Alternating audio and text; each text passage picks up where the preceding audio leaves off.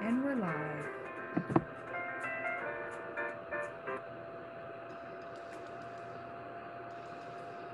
Hello, and welcome to Soiree Lifestyle Series 2020. Thank you for joining our group and growing our community. We are now at community 500 plus. Please say hello to us in the comment section and let us know that you're here. Also, please use the comment section for questions you have for our guest speaker.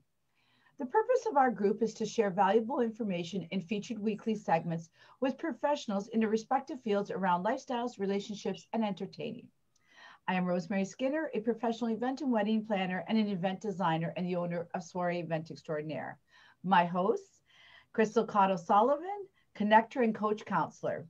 Cynthia Cross Ballard, owner of CB Marketing and also Reiki Master. And John Sullivan, a counselor, the owner of John Sullivan Counseling.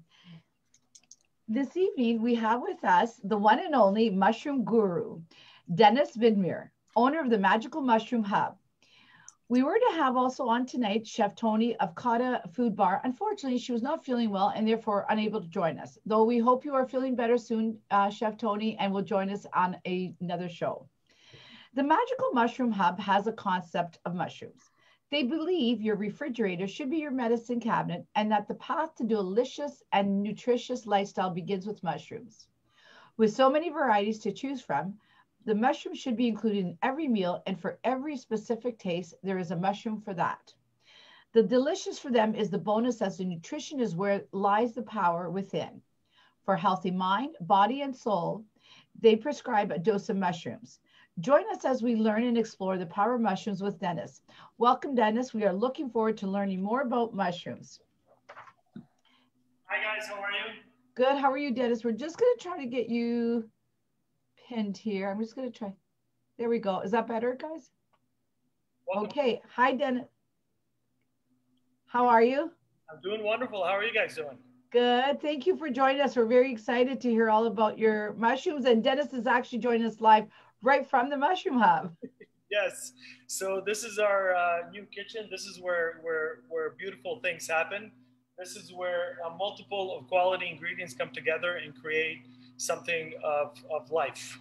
So I'm very honored that in the 3 weeks that we've been utilizing this kitchen, a lot of goodness has come out of it and a lot of healthy choices for all of our clientele, of course. But tonight, what I'm cooking, I'm not the chef, right? We have Sarah who's taking care of all of that. I'm the guy who tastes stuff and make sure that we have the best mushrooms available for what we're doing. But tonight, I decided we had a thing happening with Chef Tony over at Coda Food Bar, which does amazing things with mushrooms. Has been doing it for weeks now. Unfortunately, with the shutdown, we're all shifting gears, and I was sad to hear that she was unfortunately unable to be with us tonight. So I said, okay, I'm just gonna cook something I do at home, which is very basic, very simple. 3 ingredients, four maybe, and then actually five. Sorry, 5 ingredients. And it's simple, it's effective, it gives me what I want at the end of the day, and then it pairs really well with a glass of a nice Cabernet Sauvignon, for example. So we're gonna be cooking up some mushrooms. So I always, when I'm cooking with mushrooms, being that I always tell people when they're cooking with mushrooms, there's 2 ways which you can do it. You can either utilize, well, two primary ways which people are utilizing nowadays, which is either using olive oil or a different type of oil, and then utilizing butter or margarine or whichever else. And then I personally also like to use soup stock when I cook with mushrooms in a different area that I want to take them. So there are multiple ways which you can start to cook with mushrooms.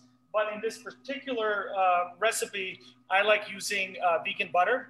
And so I utilize it with just yellow onions. And then this particular dish is going to include the wild chanterelle mushroom, including the kuro maitake mushroom, which is a mushroom that we have every day of the week. So I'll show you a couple of mushrooms here. So this here is the kuro maitake mushroom. Maybe I can actually, maybe this camera is better here. Yes, much better. So this here is the kuro maitake. This is grown in London, Ontario. This is a fascinating family. The reason why they opened up their farm in London, Ontario is because the mayor of London in early 2000s went to visit their village, their city out in Japan. And then they really liked Joe Fontana visiting him, and he thought that he was a really nice guy, that they decided to sell everything in Japan, move to London, Ontario, and then start growing a mushroom that they've been growing for years in Japan. And this is the Kuro maitake, which means the black maitake. We also carry the gray maitake, which is the maitake frondosa, Grifola frondosa, one of the most delicious and medicinal mushrooms in the world. And it's available to us 365 days a year. This is one of my staple things. In everything that I cook in kitchen, no matter what it is, I have a handful of this in every meal. So you'll notice with this mushroom here, when you cut her in half, look at that. So when you cut her in half, look at all that meatiness, right? So you can actually treat it. We call one of our brands here at the Mush Shop is the Earth's Original Meat, because we believe that whenever you want to eat meat in your food, it should contain mushrooms in it. And so when you look at this mushroom here, where it has a strong meaty complexion across all the beautiful petals on the outside, right? So when you cut her in half, you get these steaks. Look at that, right? So you can take the steak, you can put them with some olive oil, some salt, pepper. You can put it on top of your barbecue. You can just pan fry it. Whatever you decide to do with this, you're treating this component right here, the meaty part of it, like a meat. So just like you order a steak as, you know, medium rare, well done, and so forth, you do the same with the mushroom at home. So like one of the most popular mushrooms on the market, which is the portobello, which is primarily utilized as a meat in all the vegan and vegetarian restaurants. A portobello comes in with a stem. So there's a stem inside a portobello. I wish I had a portobello. Oh, hold on one second.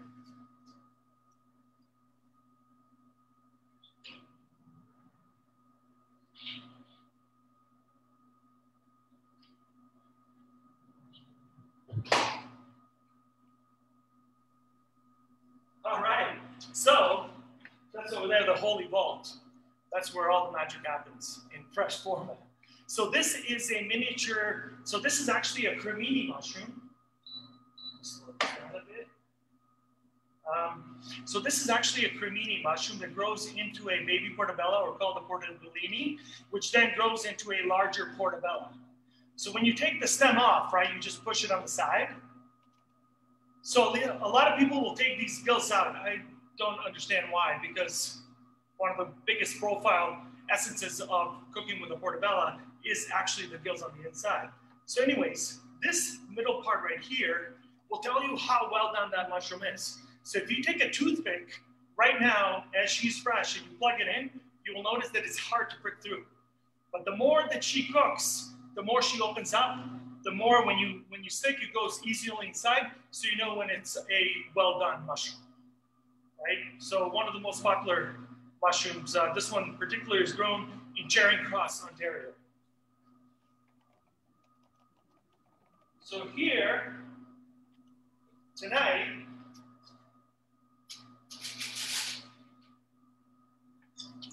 so I'm gonna cook these mushrooms slow. Usually I tell everybody who buys mushrooms from us to not overcook mushrooms. I like my mushrooms medium rare, which means I don't cook them more than 9 minutes on high heat. If I'm utilizing any components such as soup stock to cooker, then I make sure that it takes longer. What kind of mushrooms you got in there now, Dennis? Sorry? What kind of mushrooms in the pan? So in the pan right now, I have chanterelles. So a lot of people, one of the key things that I try to chat with people about is when they buy storefront mushrooms. I personally do not care where you buy your mushrooms. I just care that you buy mushrooms, period. They should be on every menu, on every ingredient, because they highlight it. You know, and I do understand the positioning A friend of mine recently posted, a curiosity about why there's a vitamin D deficiency in North America, or the world for that matter. And in my opinion, it is because when we come to this earth, we're meant to get sun from two places, which is the sun and the mushroom. And the mushroom is the only natural vitamin D in your produce aisle. So when you walk in there and you look at all that produce, which is delicious and nutritious, which you should be buying, mushrooms are the only one that provide to you natural vitamin D. And the fascinating part of it all is that mushrooms are like us. 650 million years ago, we separated from the kingdom of fungi.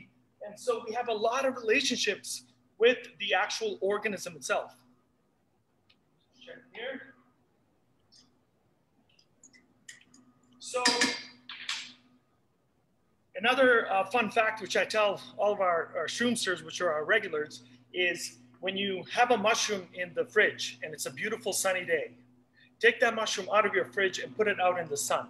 Because after 25 to 30 minutes, I always say do 30 minutes just to be on the safe side, because a little bit more is never a problem. The mushroom itself, different varieties will take in different capacity and density of vitamin D, which actually increases its capacity.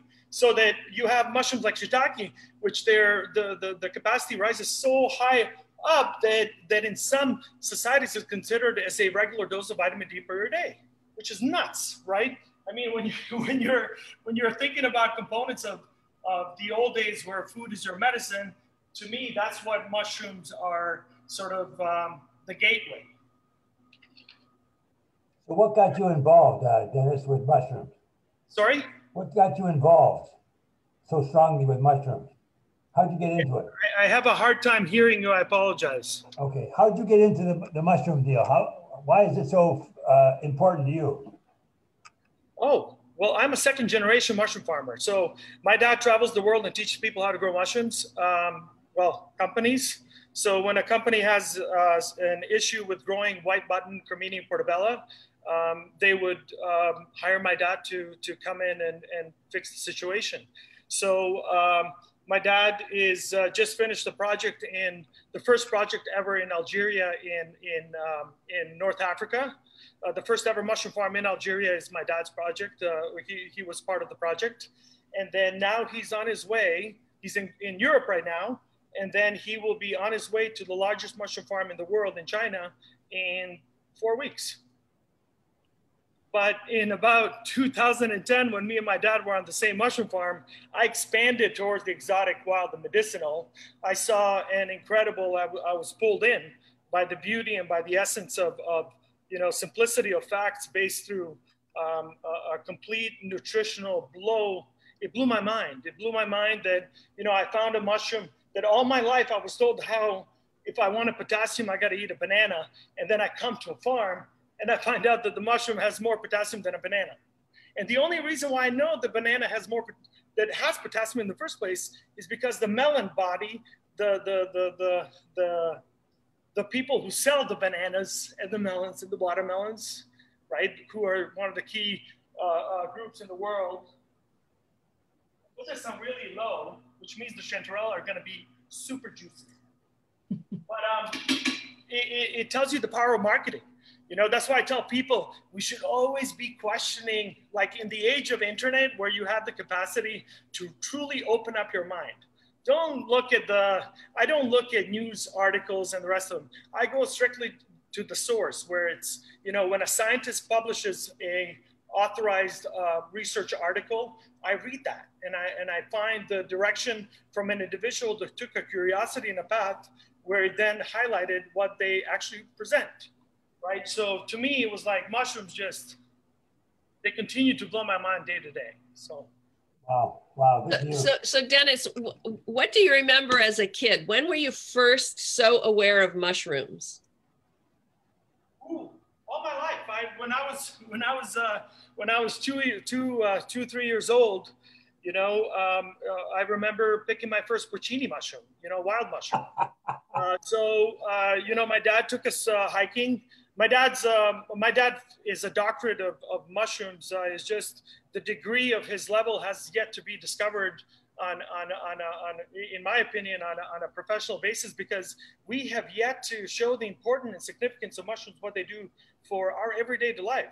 You know, you may not like to eat mushrooms, but I can for sure tell you that mushrooms are here and they have the capacity to help us on a complete different level, depth level, where it saves our planet. You know, when you're looking that there's an oil spill halfway across the world and they ask a mycologist to create, utilizing Pleurotus, the oyster mushroom, to create an environment where the mushroom, the mycelium and the mushroom, they suck up the oil from the oil spill, you know? So what is going on in that direction is that we've never put a big highlight on it. I consider this decade to be the decade of mushrooms, where I'm so happy and so pleasantly surprised every morning that I get up from academia, a website that I'm subscribed to, where you get all the newest research articles in the world. You know, every week, 1 to 2 articles on mushrooms. It's so beautiful and so authentic, and I'm happy that people are seeing the value. Good for you. So you were like 2 or 3 and you would be out picking mushrooms. Yeah, my dad, we were always, in Europe, mushrooms, foraging for wild mushrooms. I'm not the only, in this whole COVID, I'll tell you something personal. In this whole COVID experience of what's been going on, so you're getting hit from left, right, up, and down. You don't know if you're there tomorrow. As good as it may be, you're still always in a questionable format. Not just myself, every other small business person out there, and so I bring in porcini mushrooms, which ended up being like $55 a pound. And so here you are investing in this money because you're paying a forager to pick that for you, which means you prepay for it, right? American dollars. So you bring in this product, whether it's 10 pounds, 20 pounds, whatever it may be, but you're sitting there and you're thinking, oh my God, can I afford to lose if nobody buys, right? It's COVID, tons of things can happen because we see every day something new changes, right? And so here I am doubting, as an entrepreneur, every entrepreneur, and people start coming in. So I post a picture on Instagram, and people are like suddenly just blow up of save 3 pounds for me, save 2 pounds for me, save this amount, I'm coming. And then this person walks in, and she's one of our regulars. She buys from us. Another small business owner, which supports another small business owner, and so she walks through the door. But of course, I don't recognize her because she's got her mask on. And she comes in and she's like, "I want 4 pounds of porcinis." And then she tells me her story about how she picked them when she was growing up, with her nonna and papa. That's like you, Crystal. You did the same thing. Yeah, exactly. Right. And it relighted an enlightenment moment within myself, where then the next person came in and says, I was foraging this mushroom in Serbia, and I was foraging this mushroom in Croatia and in Bosnia and in, Poland. And then you stand there and you think like, wow, it's such an emotional experience. It's not that some of these mushrooms have such high value prices. It's just about getting them in store so that people can have this, experience. And I looked at that and I said, oh, wow. It's like, it sort of reignited my light. My light was never over, but my light was definitely a little bit dim at that day. But having all those stories happen throughout the whole day, and we sold out 100% of what I brought in that same day, right? Wow. And it just burst me into happiness and being thankful for people, sharing those experiences. It's quite beautiful. Let me interrupt myself for a bit. So, well, while you're doing that, talk about your. Yeah. Take care of your mushroom. Yes. So the Kuro maitake, which is grown in London, right? So what I do is I just grab it and I tear it apart, and then I throw it like that in. See? I mean, it's still like that. Yep. I'm doing this way slower because of all the talking, and I would forget, and then everything would get burnt. So I rather make sure that I can eat at the end of the show. So the kuro maitake is like one of my main meals in everything that we cook. And what I wanted to tell you. So this is the chanterelle. Oh, nice. So this mushroom here is a wild mushroom. And if you've eaten in a restaurant, especially actually in Windsor, there's been multiple restaurants which have been putting this on the menu for the last 3 months, even in our hardship of times. So I commend it for that. But what I always tell people is a little bit of education on mushrooms, and when you buy them in store, to know what you're looking for. So these here are fresh chanterelles. Oh. Okay, when you say they're wild, does that mean that you can only forage them, that you can't grow them? That is correct. So there are certain strains of mushrooms which have yet to be tamed from the wild. Every single mushroom that is grown indoor today has been tamed from the wild. So like the Kuro maitake, which I'm cooking here, which is the black maitake, in the wild, it takes 120 days to grow. It even takes today in London, right? This mushroom was brought in from the wild. It's in the wild here locally. We forage it here locally in Windsor, Essex. It's called hen of the woods. Yeah. The chanterelle, however, nobody has yet been able to replicate it. But I also find that there are certain mushrooms which people are trying to replicate from the wild, like the morel, for example. Yes. They're, in my opinion, they're trying to replicate it, but they're also trying to get the same price point average, which is wrong, in my opinion. Sure. So, because the taste profile is so much different. So I've had a morel, which is wild, every April, May. That's like the go-to. There's no question about it, right? Morel mushrooms have 67% of iron per 100 grams of serving. Wow. Just 100 grams of morels have 67% of iron, and I believe 51% of vitamin D per 100 grams of serving.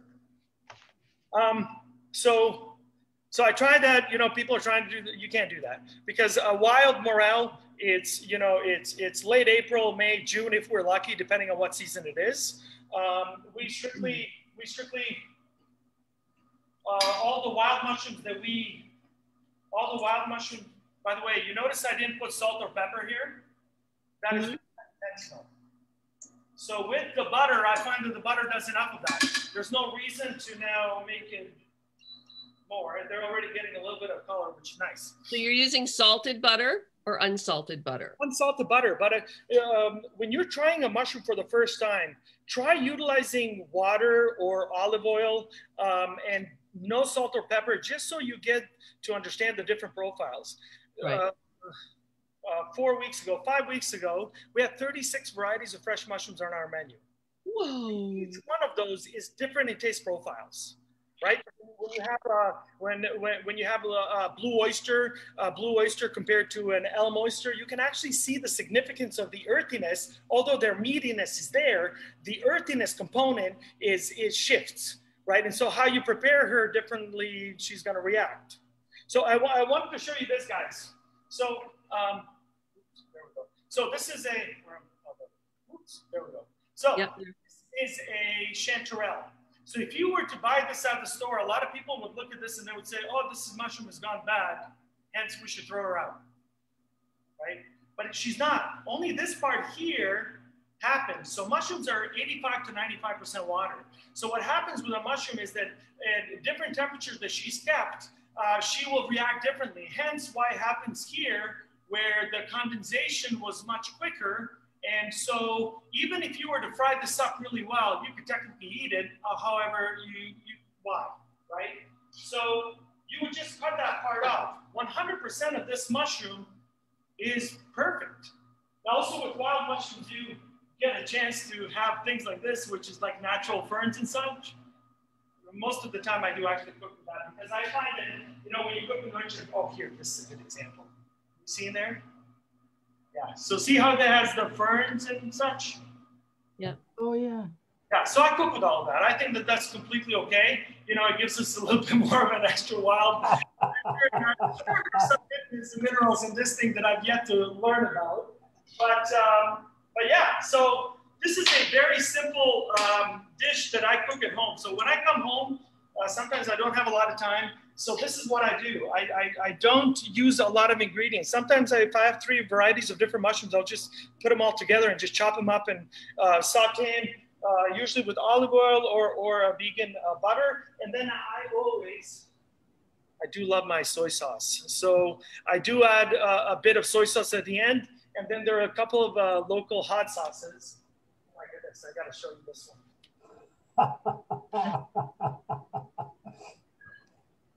I love it. So I like a few hot sauces locally. Pelee sauce, of course. Sadly, you can't find around. And each of these hot sauces takes you into a different direction, right? So Pelee sauce is something that I really like on my deep fried king trumpet mushrooms. They make it really, how do you call it, chipsy, like a chips flavor. And then there is, well, and then there's another one, which unfortunately is not available, which is by Chef, oh my goodness, David from Bread Meets Bread. Yes, so he has this hot sauce that made with local peppers from the county, and unfortunately no longer available ever since they closed down. It's not available. I always tell him, I was like, if I was you, I'd be making liters of this, how good it was. And then my third favorite local is from Atmosphere Fine Foods. Where's that at, Dennis? Actually, he is one of the Nav is one of the chefs over at Mamo Burger on Ottawa Street. Also been an Ash, right? Great chain, phenomenal foods, right? And so he does. This is my favorite. I buy it. Local Foods. I find that out of all places in the city, if you want to find this sauce, you got to go to Local Foods, and so versatile. So many things that you can do with the sauce that it's really enjoyable when you cook it with meals. Last week we had Tourism Windsor Essex on. That was one of the things that they highlighted, all the artisan things that you can get locally. So it's nice to know here's another product line that people can, get some of these sauces and spices and that. So that's good to know. And Dennis, that brings you to you do gift baskets too, right? We do it all. So I mean, anything that you're looking for mushrooms today, we're right now at the airport picking up 7 varieties of wild mushrooms that are flying in from Seattle. And then today I picked up 7 varieties of exotic mushrooms. And then we have another 7 coming up. So that will give us 21 varieties of fresh, exotic, and wild mushrooms that we'll have on our menu within the next, every week. That's usually the case, between 18 and 21 for now. Dennis, how long, so once you get the mushrooms, how long can you keep them? Like before, like that you need to use them up in? If you're buying it, if you're buying it at the store, always make sure that the mushroom is firm. So if you're buying a white button, cremini, portobello, make sure that it's firm. Grab that package and put it up and make sure that there's no water accumulating at the end of that, where the cellophane meets the plastic or the cellophane meets the see-through packaging, right? The wrap, yeah. Right? If that's the case, do not buy that mushroom. So if she's firm, you should be able to cook her leave it in that package, put it in the back of your fridge. So in my fridge, all my mushrooms are in the back of the fridge, okay. And all my pickle jars are in front of the mushrooms. So every time that I open up the refrigerator, the mushrooms never get that hit of the heat. Because mushrooms being 85 to 95% water, you want to make sure that every time that you hit her, right, just like us, if I kept hitting myself with different temperatures, eventually I would have a blue scar here, or a blue, bruise, right? Mushrooms are the same way. The only thing with mushrooms is every time you hit her, the more water comes out, the more she evaporates, and then hence she becomes weak. And, if you eat her a lot of people believe that you should be eating mushrooms, that you can't eat mushrooms fresh. You should not. Mushrooms should definitely always be cooked. No matter if you're eating the white button, the cremini, the portobello, or the enoki, you should be cooking that mushrooms for a minimum 2 to 3 minutes on high heat in order for you to achieve that you break down in the chitin in the cell wall. So definitely something to. It smells so delicious. I wish I could share.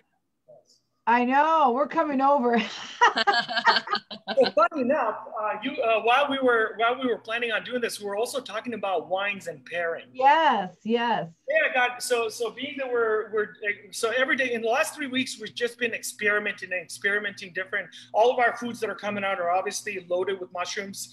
They are both vegan and gluten free. They're available in hot, cold, and frozen. And so Sarah here, so we obviously buy wine. We just did, Nali just put together a local honey with Basil Hayden's bourbon and sliced truffle that we're selling for the holidays as well. And it turned out great. So we're utilizing also local alcoholic beverages. Which is great. We're very much, promoters of support local. So we're really. We, whenever we buy anything that we're buying for our kitchen, anything that we're buying for where we're going as a company, we strive that we want to make sure that the dollar that we spend primarily stays local to Windsor. Unfortunately, we are slaves of Amazon, and some things are just available there. Yeah. Hope that in the new year, we're going to have a lot more entrepreneurs come out that are actually going to believe in entrepreneurs such as myself, which will utilize their service if they offered more items like what may be available on Amazon. Yes. Let's go back to where's your shop, Dennis? Where's your shop? Oh, the shop is at the corner of Walker Road and Niagara. It's a massive building. There's a big green patch in front of it. There are two beautiful golden chanterelles that were painted by a local artist, Julia Hall. Phenomenal, talented artist. So she did a creation. We were trying to get through with it before the winter came, and luckily we did. We had that week of that really nice weather. So the wine that I wanted to show you guys, it's called Most Wanted. Oh. And it's a Cabernet Sauvignon. It is from Coolio Estate Wines. From where? From Coolio Estate Wines in O'Hara. And I was actually pleasantly surprised. It's actually a mix. It's a blend between South Africa and Canada. And I find it actually, I don't know, I truthfully do not know how much this cost. However, I can tell you that I would assume that it's under $20, and I can tell you that it's a little bit more on the drier side than I'm used to, but very handleable, very nice blend.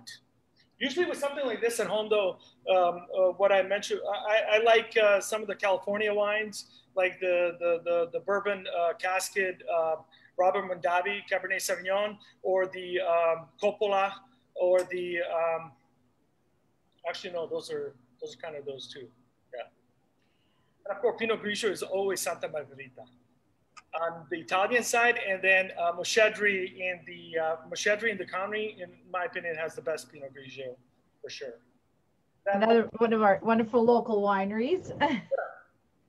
Dennis, if you're preparing a holiday meal, even though we know it won't be as large a gatherings, but what would you recommend to which mushrooms or mushroom varieties would you recommend for a holiday meal, and how would you prepare it? Mushrooms should be in the ingredient in every. Besides saying that, it just depends on where you're gonna go. You know, okay. if you're gonna have the steak, the turkey, the chicken, you want to go with a little bit of a different mushroom than the mushroom that I showed you. Like even though the Kuro Maitake is ideal for any dinner, if you're gonna do a steak or a seafood next to it, then I would actually say go with a gray Maitake, which is more leafy. Okay. And at the same time, I would go with although oyster is very meaty as well, I would go with something like an alba clam, brown clam, something like an enoki. When you're using mushrooms like the king trumpet, the Nebardini bianco, the variety of different oysters, they have a very meaty complexion. So when you're pairing it with meat, it's like, what's the point, right? It's better than choose broccoli, carrots, and cauliflower for that matter, right? So this is a beautiful extension right here. All right, if it's better here to show, or is it better here to show? Oh yeah, there. Right beautiful. there. Beautiful. Wow. Right there. Yeah, so this is called the chestnut mushroom. This is a foliota. It's grown in Detroit, Michigan. Oh. By Detroit Mushroom Company. Brian does a phenomenal job with the chestnuts. just such, so I like cutting these mushrooms right at the cap here.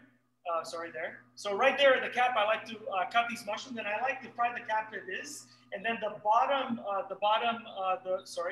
stem there, I like to dice up like green onion. Okay, that's good, Joe, because one of the questions I think from our viewers was if you can eat this, cook the stem or eat the stems, I think it was. Yes, you can eat every mushroom that we sell, that is on our menu is 100% edible from everything that we give you, you're supposed to eat it. Okay. And if you're not supposed to eat it, which is a very small fraction, like when our oysters and see here, actually here, see, there's the mycelium base here on the mushroom, right? Yeah. That part here, because the mushroom, when it comes out of the bag, that you're tearing a part of her growth cycle out of the bag, right? So, sorry, you told me that I had a low battery. Okay, there we go. Ooh. This mushroom here is one of the 3 varieties within the Foliota family that we have. So we have the chestnut, we have the velvet piopini. So if you've ever been to Italy and had a risotto, you would have had a velvet piopini and a porcini mushroom within that risotto, or either the velvet piopini with a cremini, because Bella mushrooms, the cremini mushroom is actually more popular, one of the better popular mushrooms also in Italy. But so it's so chestnut, Forest Nameco, and velvet piopini are 3 mushrooms within one strain, within one family of genus that we have here at the mushroom. And each one of them have a nutty flavor, but each one has a different complexion to that nuttiness, which is pretty cool. It's a pretty fascinating mushroom. And then I got to show you the most. This is the mushroom that the whole world is raving about. Oh, what's that called? Lion's mane. Oh, the lion's mane, yes. Very cool. So just a beauty, right? See, when you're looking at her from the sideways, what does it remind you of, right? The cauliflower. Cauliflower. Yes, I was saying cauliflower. But it looks a little bit like a brain, doesn't it? Oh, it does. Yes. Yes, it does look like a brain. Yes.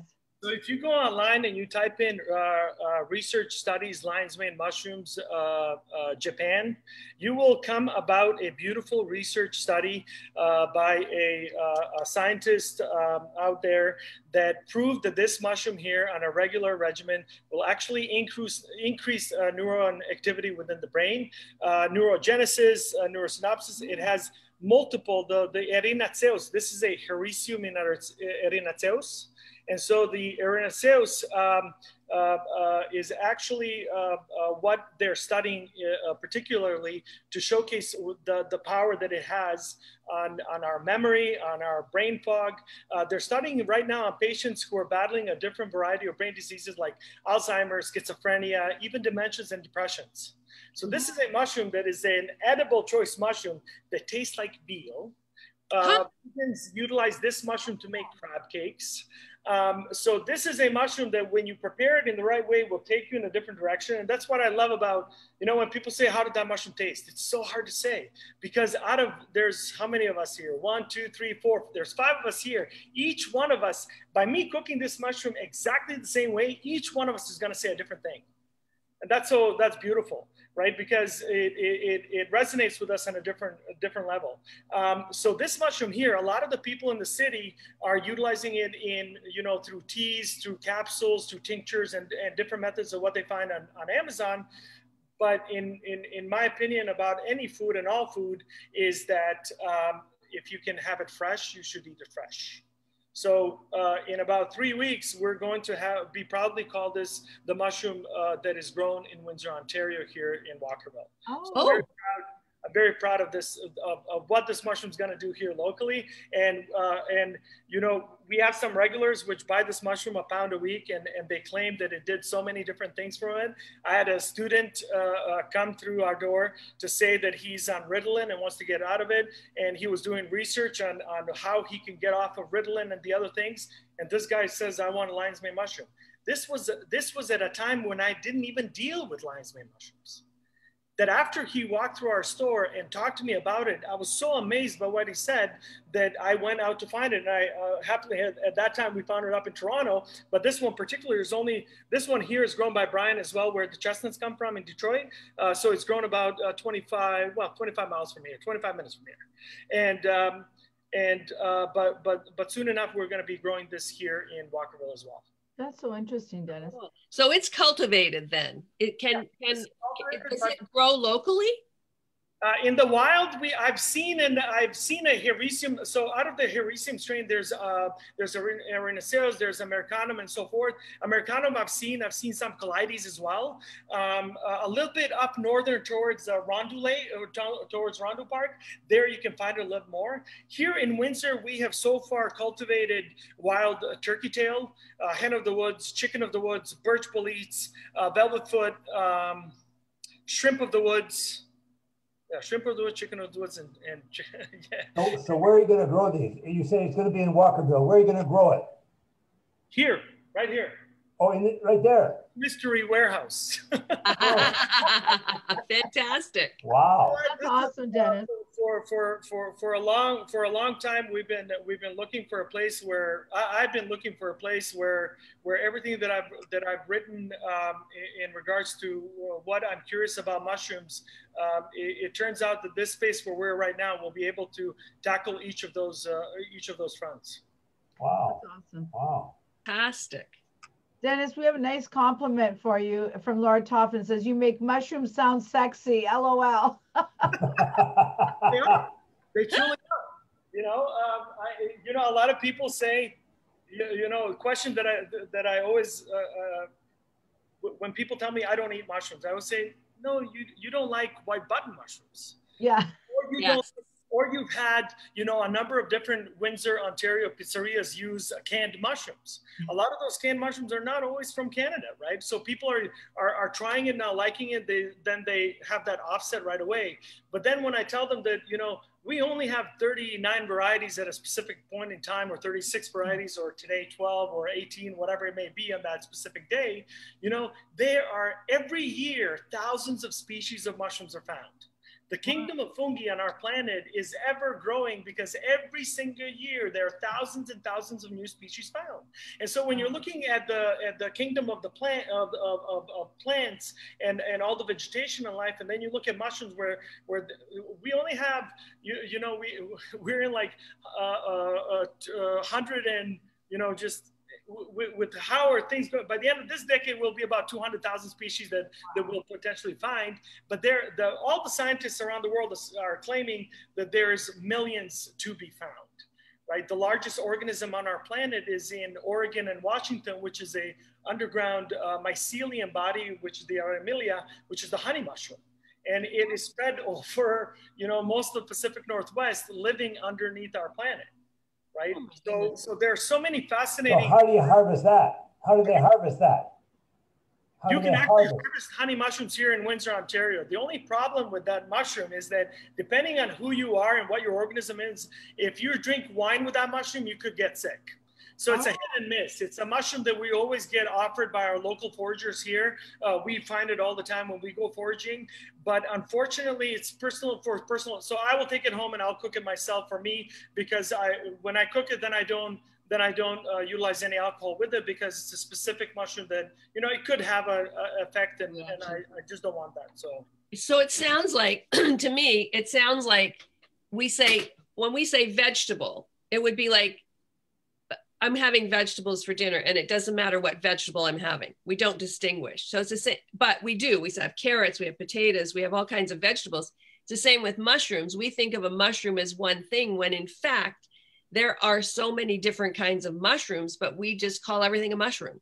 Huge. Wow. And everybody thinks that the white button mushroom. I was speaking to the chef of Nooch. You guys know Nooch, the vegan fast food bar over on Cabana and Howard, right? Great supporters, of course, of small business as well.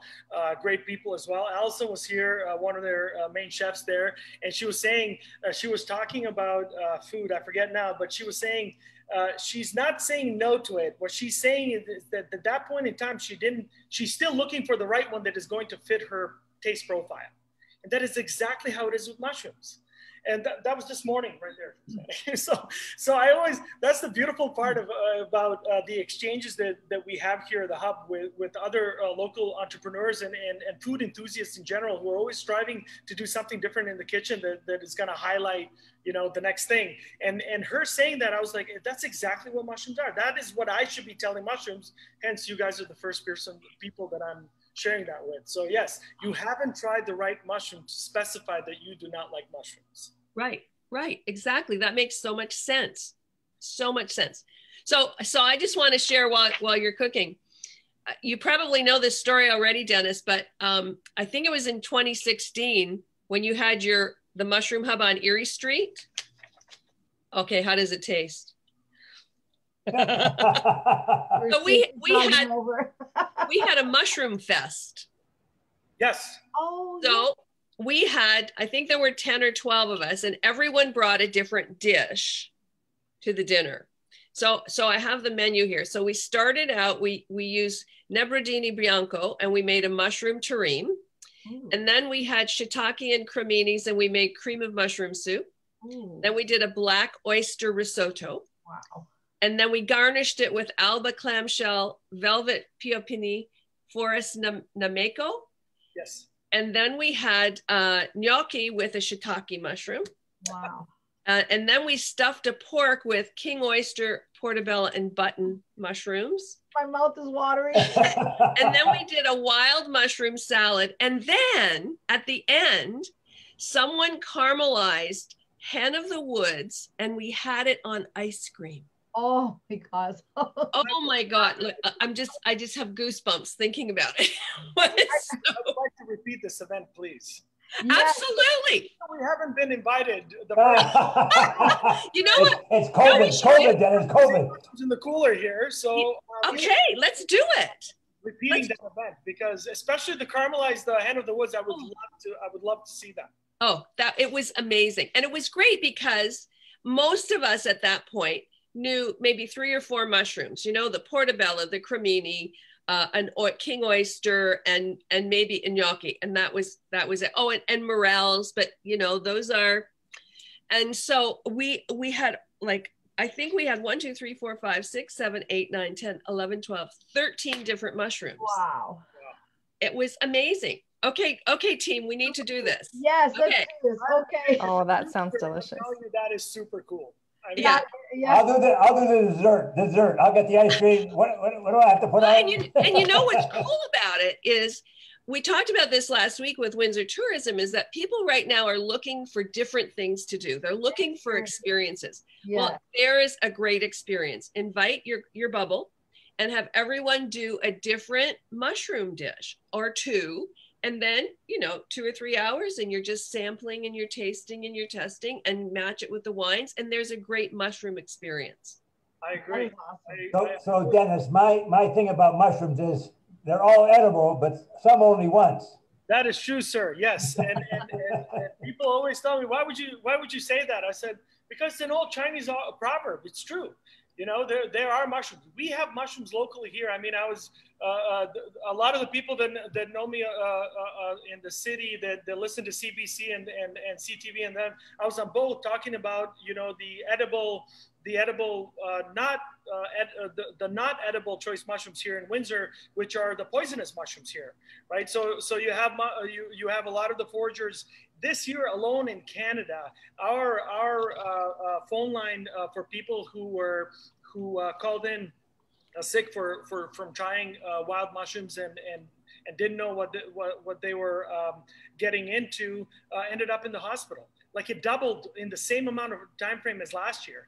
And why that happened is because people were sitting at home. Everybody was, you know, and it's also the boom. Like locally here in Windsor, we have 2 mushrooms, actually 3 mushrooms, which are identical, and one of them is deadly. So you have the velvet foot, which is super delicious. You have the inokitaki, which is like a brown enoki mushroom, which you can find like in Asian market and such, of course, here as well.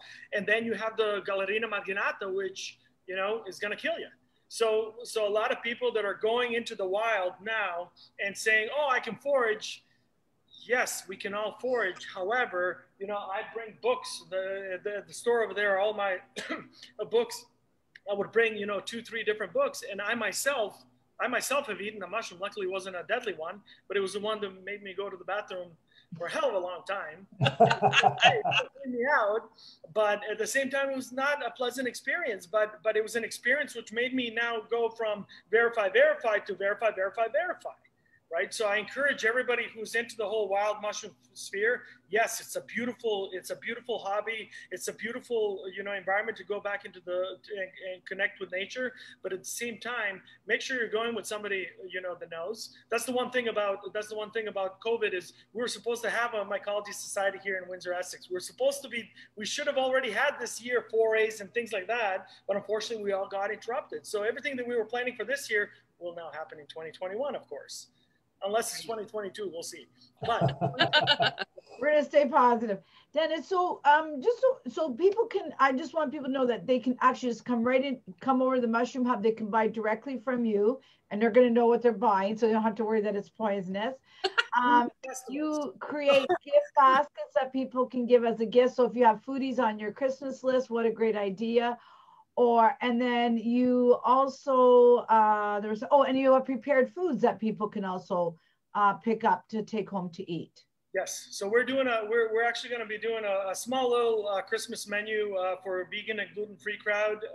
But I encourage anybody who's a heavy meat eater to try our foods, and pretty much 9 out of 10 times you're going to say there's meat in this.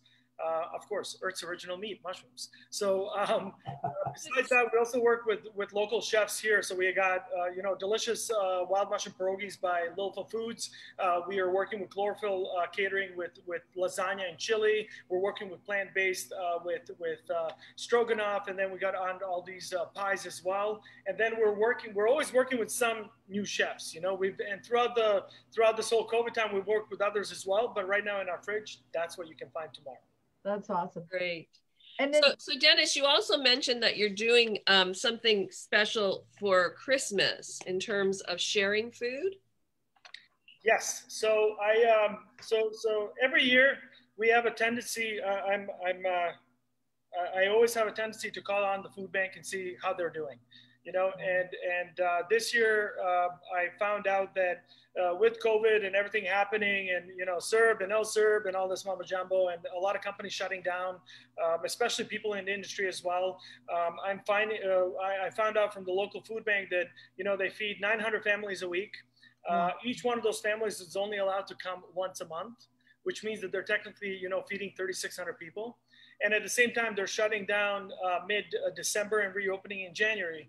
So being that we love soup, we are going to share soup on September 25th.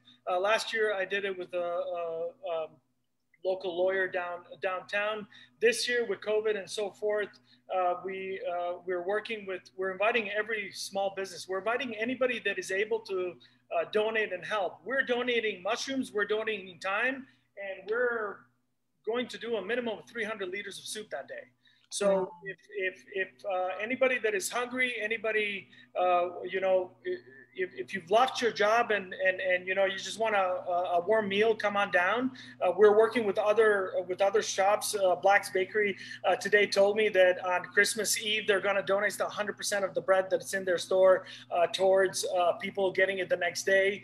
And I'm sure that Lilfa Foods already offered pierogies. So everybody has come in.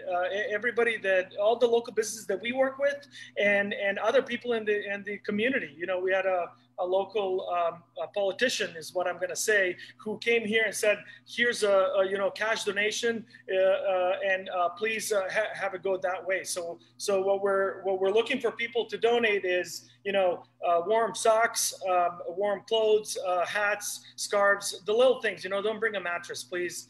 But the little things, also toys, of course, for kids, always welcome. And then if you're a business that has food that we're not going to serve, you can help us by buying the packaging for those soup.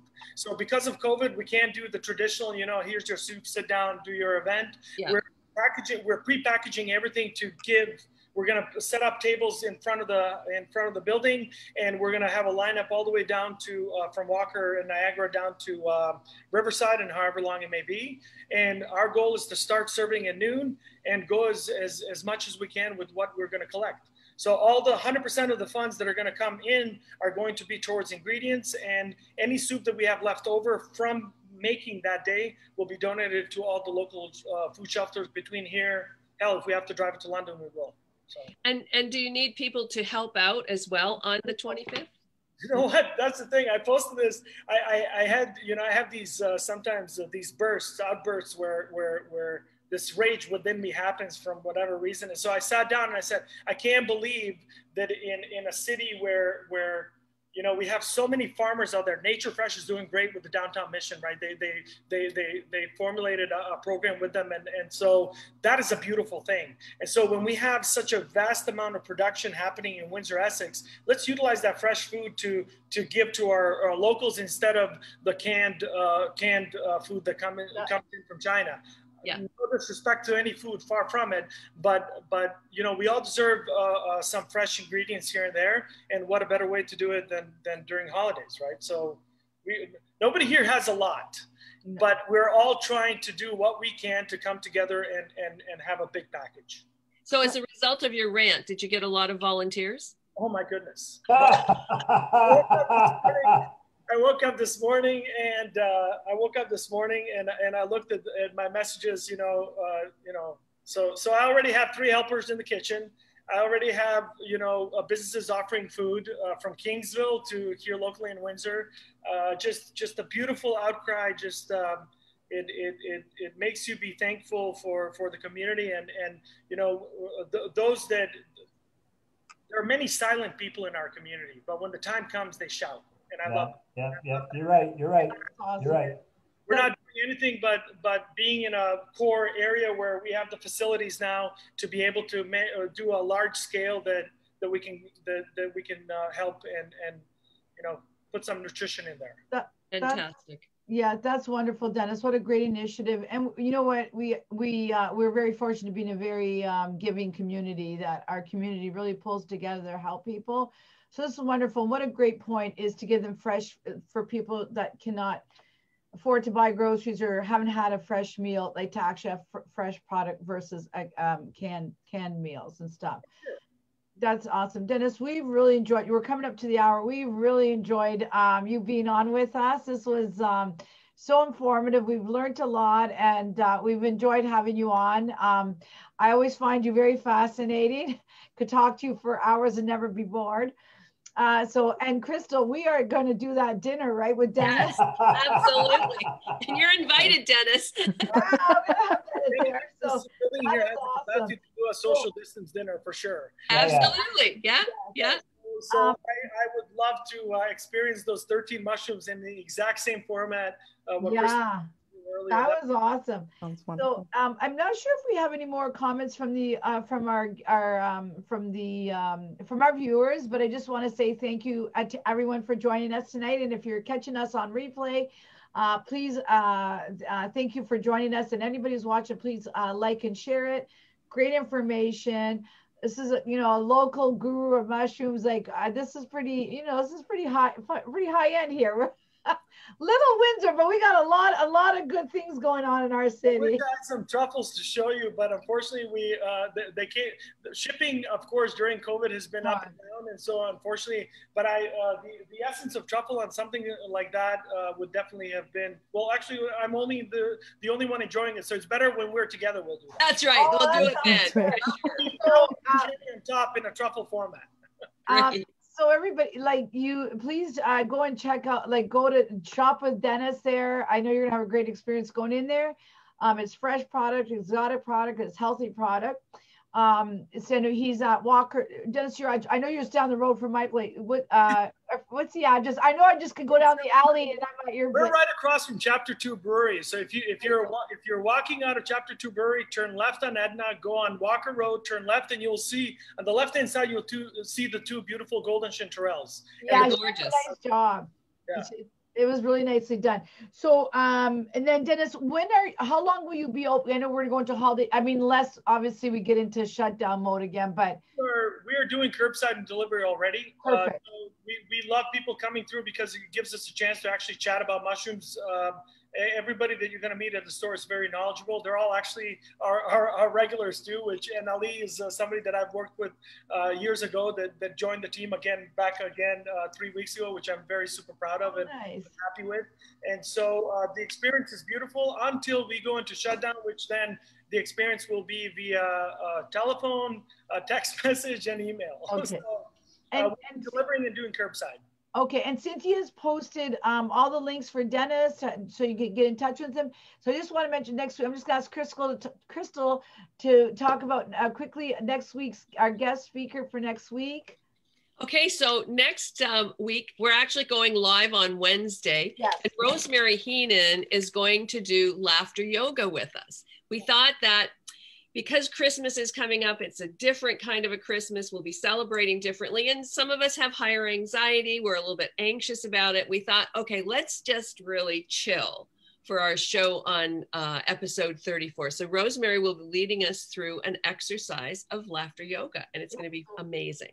Yes, we're looking forward to having her. So please do tune back in. Dennis, thank you so much again. Thank you everybody for joining us. Thank you to my hosts and that, and we'll see you back next week. Check out Dennis for some really good mushrooms. Guys, thank you. Fantastic. Thank you. Have a great evening. You too. Enjoy your mushrooms. Yeah, enjoy that. It looks good. I want to run over. See you later. Bye, guys. Thank you. Guys, bye-bye.